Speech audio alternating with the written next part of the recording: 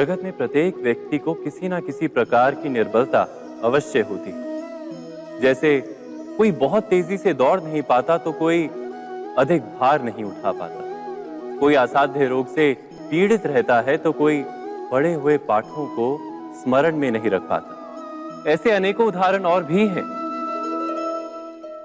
क्या आप किसी ऐसे व्यक्ति को जानते हैं जिसे सब कुछ प्राप्त हो और हम जीवन की उस एक निर्बलता को जीवन का केंद्र मानकर जीते हैं? इस कारणवश हृदय में दुख और असंतोष रहता है सदा। निर्बलता मनुष्य को जन्म से अथवा संजोग से प्राप्त होती है, किंतु उस निर्बलता को मनुष्य का मन अपनी मर्यादा बना लेता है। किंतु कुछ व्यक्ति ऐसे भी होते हैं जो अपने पुरुषार्थ और श्रम से उस निर्बलता को पराजित कर देते हैं। क्या भेद है उनमें और अन्य लोगों में? क्या आपने कभी विचार किया है?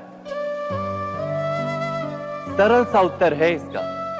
जो व्यक्ति निर्बलता से पराजित नहीं होता, जो पुरुषार्थ करने का साहस रखता है हृदय में, वो निर्बलता को पार कर जाता है। अर्थात निर्बलता अवश्य ईश्वर देता है, किंतु मर्यादा मनुष्य का मन ही निर्मित करता है। स्वयं विचार कीजिए।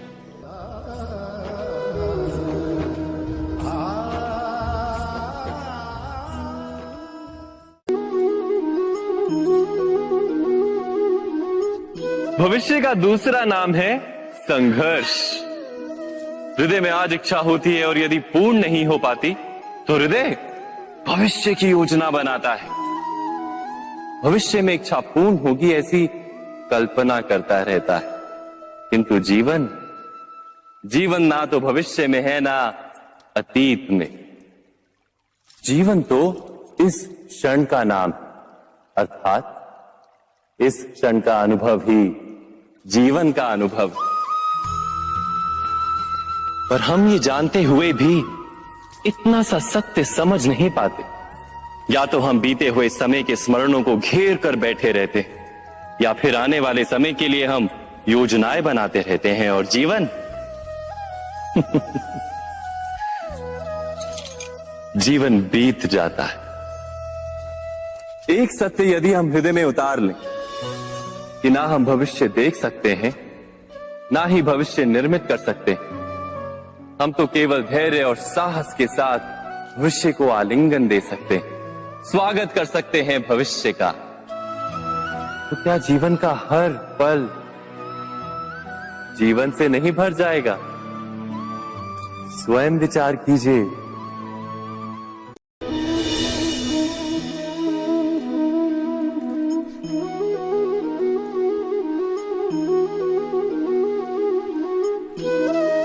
ज्ञान प्राप्ति सदा ही समर्पण से होती है, यह हम सब जानते हैं। किंतु समर्पण का वास्तविक महत्व क्या है? क्या हमने कभी विचार किया? मनुष्य का मन सदा ही ज्ञान प्राप्ति में विभिन्न बाधाओं को उत्पन्न करता है। कभी किसी अन्य विद्यार्थी से ईर्ष्या हो जाती है, कभी पढ़ाए हुए पाठों पर संदेह जन्मता है और कभी गुरु द्वारा दिया गया दंड मन को अहंकार से भर देता है। नहीं, क्या ऐसा नहीं होता? न जाने कैसे कैसे विचार मन को भटकाते हैं और मन की इसी अयोग्य स्थिति के कारण हम ज्ञान प्राप्त नहीं कर पाते। मन की योग्य स्थिति केवल समर्पण से निर्मित होती है। समर्पण मनुष्य के अहंकार का नाश करता है, ईर्ष्या, महत्वाकांक्षा आदि भावनाओं को दूर कर हृदय को शांत करता है और मन को एकाग्र करता है। वास्तव में ईश्वर की सृष्टि में ना ज्ञान की मर्यादा है ना ज्ञानियों की। गुरु दत्तात्रेय ने तो गाय और श्वान से भी ज्ञान प्राप्त कर लिया था। अर्थात विषय ब्रह्म ज्ञान का हो या जीवन के ज्ञान का या गुरुकुल में प्राप्त होने वाले ज्ञान का, उसकी प्राप्ति के लिए गुरु से अधिक महत्व है उस गुरु के प्रति हमारा समर्पण। क्या ये सत्य नहीं?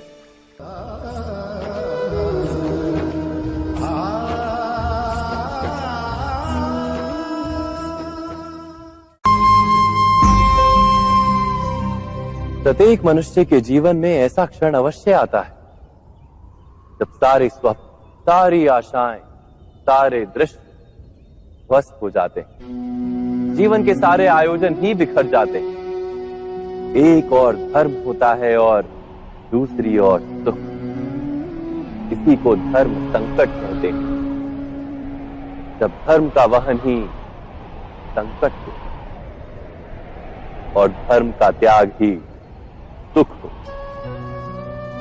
विचार कीजिए, कभी किसी स्वजन के विरुद्ध सत्य बोलने का अवसर प्राप्त हो जाता है, कभी ठीक दरिद्रता के समय सरलता से चोरी करने का मार्ग प्राप्त हो जाता है, कभी किसी शक्तिशाली राजनेता या राजा के कर्मचारी का अधर्म प्रकट हो जाता है।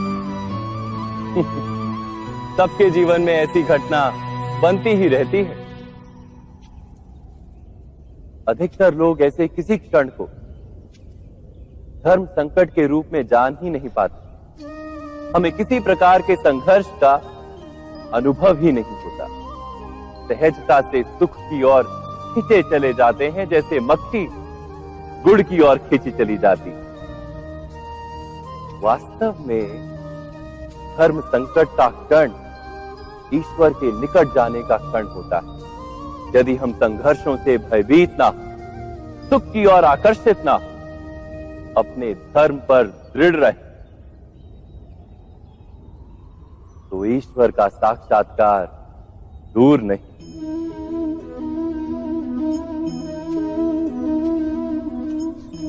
पवन से युद्ध करने वाला पत्ता यदि पेड़ से गिरता है तो भी आकाश की ओर उठता है। पवन से झुकने वाली घास वहीं भूमि पर रह जाती है। अर्थात धर्म संकट से यदि हम संकट को ही टाल दें तो सुख तो मिलता है, जीवन बढ़ता है, किंतु क्या चरित्र नहीं टूटता? क्या आत्मा दरिद्र नहीं हो जाती? क्या ईश्वर से अंतर नहीं हो जाता? स्वयं विचार कीजिए। दो व्यक्ति जब निकट आते हैं तो एक दूसरे के लिए सीमाएं और मर्यादाएं निर्मित करने का प्रयत्न अवश्य करते हैं। हम यदि सारे संबंधों पर विचार करें तो देखेंगे कि इन सारे संबंधों का आधार यही सीमाएं हैं जो हम दूसरों के लिए निर्मित करते हैं। और यदि अनजाने में भी कोई अन्य व्यक्ति इन सीमाओं को तोड़ता है तो उसी क्षण हमारा हृदय क्रोध से भर जाता है। इन सीमाओं का वास्तविक रूप क्या है? क्या हमने कभी विचार किया? सीमाओं के द्वारा हम दूसरे व्यक्ति को निर्णय करने की अनुमति नहीं देते। अपना निर्णय उस व्यक्ति पर थोपते हैं, अर्थात किसी की स्वतंत्रता का अस्वीकार करते हैं हम। और जब स्वतंत्रता का अस्वीकार किया जाता है तो उसका हृदय दुख से भर जाता है। और जब वो सीमाओं को तोड़ता है तो हमारा हृदय क्रोध से भर जाता है। क्या ऐसा नहीं होता?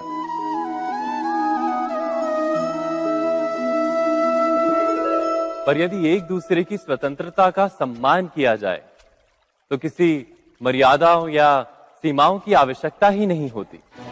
अर्थात जिस प्रकार स्वीकार किसी संबंध का देह है, क्या वैसे ही स्वतंत्रता किसी संबंध की आत्मा नहीं? स्वयं विचार कीजिए। सबके जीवन में ऐसा प्रसंग अवश्य आता है कि सत्य कहने का निश्चय होता है हृदय में, किंतु मुख से सत्य निकल नहीं पाता। कोई भय मन को घेर लेता है। किसी घटना अथवा प्रसंग के बारे में बात करना या फिर स्वयं से कोई भूल हो जाए उसके बारे में कुछ बोलना, क्या ये सत्य है? नहीं, ये तो केवल तथ्य है। अर्थात जैसा हुआ था वैसा केवल बोल देना सामान्य सी बात। किंतु कभी कभी उस तथ्य को बोलते हुए भी भय लगता है। कदाचित किसी दूसरे की भावनाओं का विचार आता है मन। दूसरे को दुख होगा ये भय भी शब्दों को रोकता है। तो ये सत्य क्या है? क्या हमने कभी विचार किया है? जब भय रहते हुए भी कोई तथ्य बोलता है तो वो सत्य कहलाता है। वास्तव में सत्य कुछ और नहीं, केवल निर्भयता का दूसरा नाम है। और निर्भय होने का कोई समय नहीं होता, क्योंकि निर्भयता आत्मा का स्वभाव है। अर्थात क्या प्रत्येक क्षण सत्य बोलने का क्षण नहीं होता?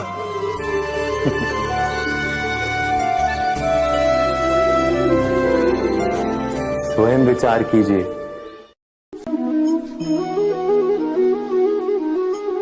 श्रेष्ठता का क्या अर्थ है? श्रेष्ठता का अर्थ है दूसरों से अधिक ज्ञान प्राप्त करना।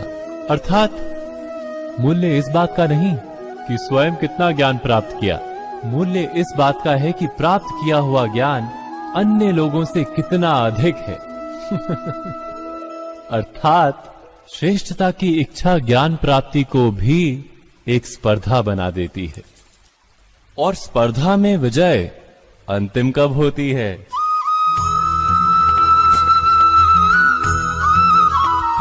कुछ समय के लिए तो श्रेष्ठ बना जा सकता है, किंतु सदा के लिए कोई श्रेष्ठ नहीं रह पाता। फिर वही असंतोष, पीड़ा और संघर्ष जन्म लेता है। किंतु श्रेष्ठ बनने के बदले यदि उत्तम बनने का प्रयत्न करें तो क्या होगा? उत्तम का अर्थ है कि जितना प्राप्त करने योग्य है वो सब प्राप्त करना, किसी से अधिक पाने की इच्छा से नहीं, मात्र आत्मा की तृप्ति हेतु कुछ प्राप्त करना। उत्तम के मार्ग पर किसी अन्य से स्पर्धा नहीं होती, स्वयं अपने आप से स्पर्धा होती है। अर्थात उत्तम बनने का प्रयत्न करने वाले को देर अबेर सारा ज्ञान प्राप्त हो जाता है, बिना प्रयत्न के ही वो श्रेष्ठ बन जाता है। किंतु जो श्रेष्ठ बनने का प्रयत्न करता है वो श्रेष्ठ बने या ना बने, उत्तम कभी नहीं बन पाता।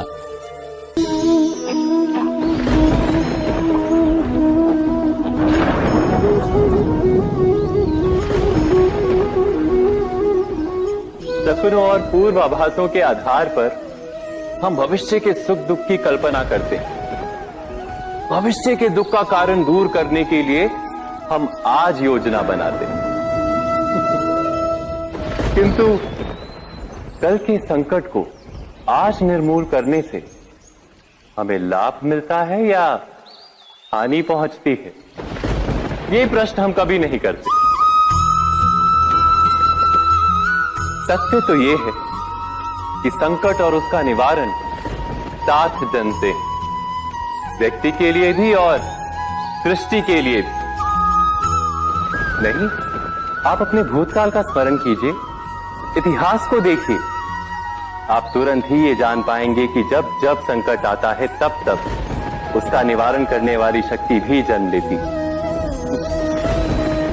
यही तो जगत का चलन है।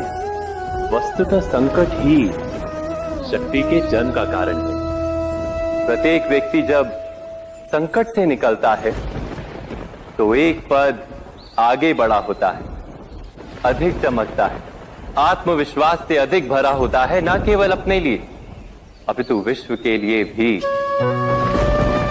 क्या ये सत्य नहीं? वास्तव में संकट का जन्म है एक अवसर का जन्म, अपने आप को बदलने का, अपने विचारों को ऊंचाई पर करने का अवसर, अपनी आत्मा को बलवान और ज्ञान मंडित बनाने का अवसर। जो ये कर पाता है उसे कोई संकट नहीं होता, किंतु जो ये नहीं कर पाता वो तो स्वयं एक संकट है विश्व के लिए। विचार कीजिए।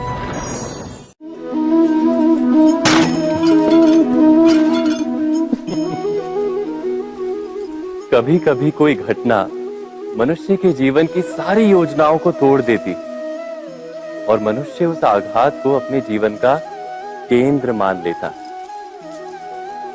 पर क्या भविष्य मनुष्य की योजनाओं के आधार पर निर्मित होते हैं?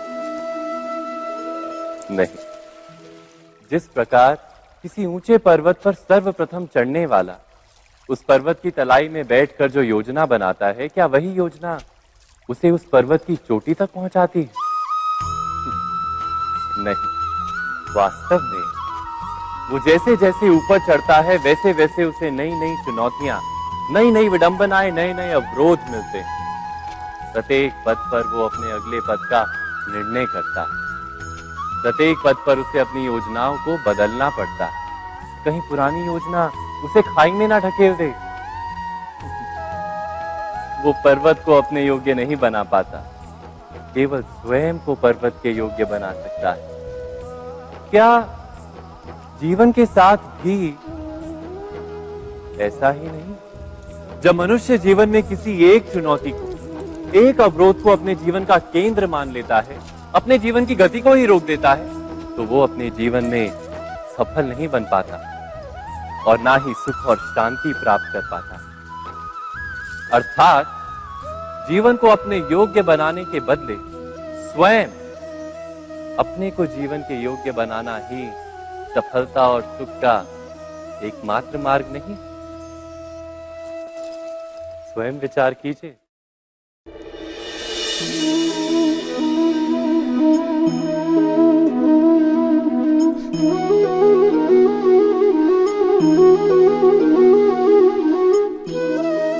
जीवन का हर क्षण निर्णय का क्षण होता है। प्रत्येक पद पर दूसरे पद के विषय में कोई निर्णय करना ही पड़ता है और निर्णय अपना प्रभाव छोड़ जाता है। आज किए गए निर्णय भविष्य में सुख अथवा दुख निर्मित करते हैं, ना केवल अपने लिए, अपने परिवार के लिए भी, आने वाली पीढ़ियों के लिए भी। जब कोई दुविधा सामने आती है तो मन व्याकुल हो जाता है, अनिश्चय से भर जाता है। निर्णय का वो क्षण युद्ध बन जाता है और मन बन जाता है युद्ध भूमि। अधिकतर निर्णय हम दुविधा का उपाय करने के लिए नहीं, केवल मन को शांत करने के लिए लेते हैं। पर क्या कोई दौड़ते हुए भोजन कर सकता है? नहीं। तो क्या युद्ध से जूझता हुआ मन कोई योग्य निर्णय ले पाएगा? वास्तव में शांत मन से जब कोई निर्णय करता है तो अपने लिए सुखद भविष्य बनाता है, किंतु अपने मन को शांत करने के लिए जब कोई निर्णय करता है तो वो व्यक्ति भविष्य में अपने लिए कांटों भरा वृक्ष लगाता है। स्वयं विचार कीजिएगा।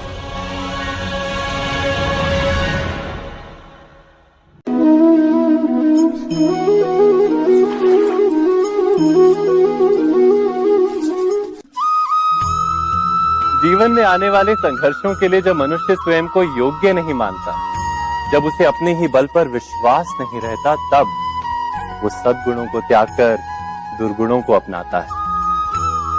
वस्तुतः मनुष्य के जीवन में दुर्जनता जन्म ही तब लेती है जब उसके अंतर में आत्मविश्वास नहीं होता। आत्मविश्वास ही अच्छाई को धारण करता है। ये आत्मविश्वास है क्या?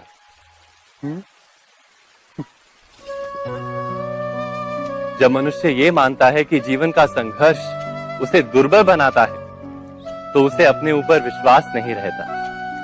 वो संघर्ष के पार जाने के बदले संघर्ष से छूटने के उपाय ढूंढने लगता है। किंतु जब वो ये समझता है कि ये संघर्ष उसे अधिक शक्तिशाली बनाते हैं, ठीक जैसे व्यायाम करने से देह की शक्ति बढ़ती, तो प्रत्येक संघर्ष के साथ उसका उत्साह बढ़ता है। अर्थात आत्मविश्वास और कुछ भी नहीं, मन की स्थिति, जीवन को देखने का दृष्टिकोण मात्र है। और जीवन का दृष्टिकोण तो मनुष्य के अपने वश में होता है। स्वयं विचार कीजिए।